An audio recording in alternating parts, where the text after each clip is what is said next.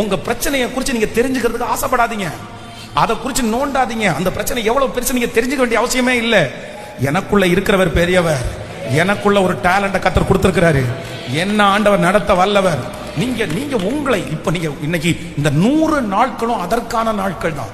100 டேஸும் அதற்கான நாட்கள். எதுக்கு தெரியுமா?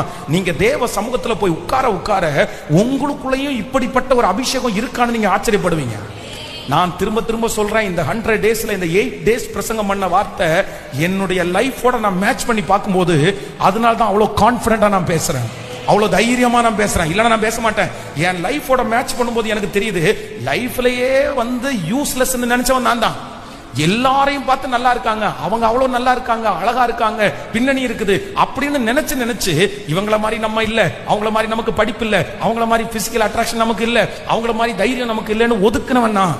ஆனா ஆண்டவருடைய சமூகத்துல உட்கார அவருடைய பிரசன்னம் நிரப்ப எனக்குள்ள முதல் நம்பிக்கை வந்துச்சு.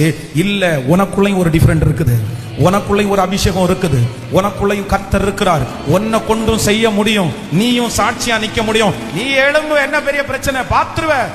அப்ப அந்த கான்பிடன்ட் அது கர்த்தருக்குள்ள இருக்க எனக்குள்ளே வர்றதை நான் உணர்றேன். அந்த நான் யாருன்ற அறிவை எனக்குள்ள தந்ததுக்கு அப்புறம் தான் எனக்கு தைரியமே வந்துச்சு.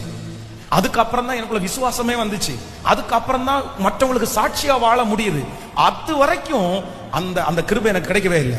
அதனால நான் நம்புறேன், இன்னைக்கு இந்த 8வது நாள் ஸ்பெஷலா ஆண்டவர் உங்களை சந்திக்கிறேன்.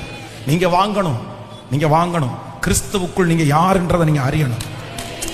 நீங்க பெரிய ஆள் கிடையாது, நம்ம பெரிய ஆள் கிடையாது. ஆனா நான் நம்புறேன், நமக்குள்ள இருக்கிறவர் பெரியவர், நம்ம ஆராதிக்கிறவர் பெரியவர். அவர் உள்ள வந்துட்டாருன்னா இல்லாதவங்களும் இருக்கிறது மாதிரி ஆவாங்க. அவர் உள்ள வந்துட்டாருன்னா உங்களுக்கு தேவையான ஞானம் வரும். அவர் உள்ள வந்துட்டாருன்னா உங்களுக்கு நீங்க எதெல்லாம் மிஸ் ஆகுறீங்களோ அது எல்லாமே கிடைச்சிடும்.